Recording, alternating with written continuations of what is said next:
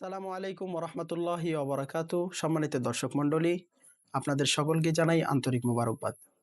আজকে আমরা কথা বলবো কোরবানি পশু সম্পর্কে এবং কোরবানির মাংসগুলো শরীকে যদি ভাগ করা হয় ওটা কিভাবে ভাগ করতে হবে এই বিষয়গুলো নিয়ে। আমরা সাধারণত জানি কোরবানির পশু মূলত ছোট পশু হলো ৪ প্রকারের। ১ নম্বরে বকরি বা ছাগল, দ্বিতীয় নম্বরে দুম্বা, এরপরে হচ্ছে ভেড়া, চতুর্থ নম্বরে মেষ। মেষটা সাধারণত আমাদের দেশে পাওয়া যায় না। যাই হোক, এই ৪টি হলো ছোট প্রাণী যেটাতে শুধুমাত্র একটি কোরবানি করতে হবে। দ্বিতীয় দুইজন বা ৩ জন ৭ জন এভাবে শরিক থাকতে পারবে না, একজনেই এটাতে কোরবানি দিতে পারবে। আরেকটি রয়েছে বড় প্রাণী, এটা হলো মূলত ৪ ধরনের। ১ নম্বরে হলো উট, মহিষ, গরু।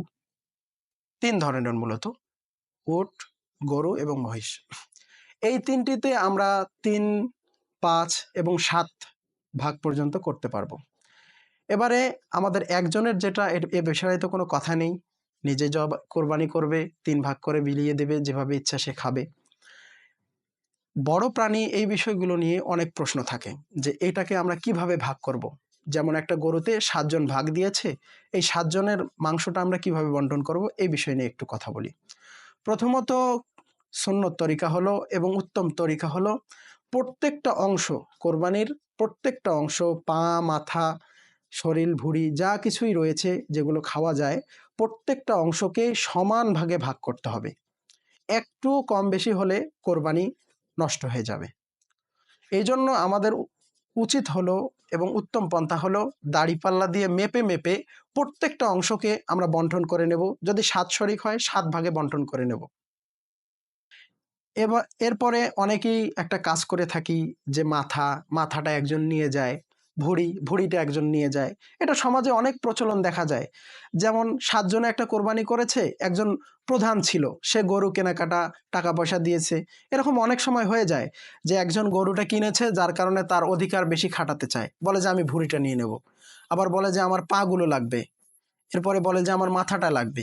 এরকম যদি কেউ করে তাহলে কারোই কোরবানি হবে না, কোরবানি নষ্ট হয়ে যাবে। হ্যাঁ, তবে সকলেই মিলে যদি কাউকে একবারই দিয়ে দেয় যে এই মাথাটা আমরা সবাই ৭ জনের ৭ জনে অনুমতি দিলাম, অমুককে দিয়ে দেয়া হোক, সেক্ষেত্রে ভিন্ন কথা। তবে কারো এক্ষেত্রেও খুব সতর্কতা অবলম্বন করতে হবে, কাউকে যেন জোর করা না হয়। এরকম অনেক সময় দেখা যায় যে কারো মন চাচ্ছে জিনিসটা নিতে, কিন্তু মানুষের সমাজের কালো চোখের কারণে তারা অনেকেই খারাপ ভাববে, এই কারণে সে নিরুপায় হয়ে দান করে থাকে বা দিয়ে দেয়। এরকমও যদি হয় তাহলে আমাদের সকলের কোরবানি নষ্ট হওয়ার সম্ভাবনা রয়েছে। এজন্য আমরা এগুলো থেকে বিরত থাকব।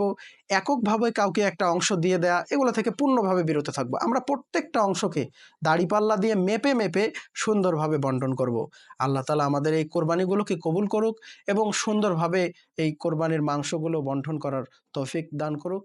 ওয়া আখিরু দাওয়ানা আলহামদুলিল্লাহি রাব্বিল আলামিন।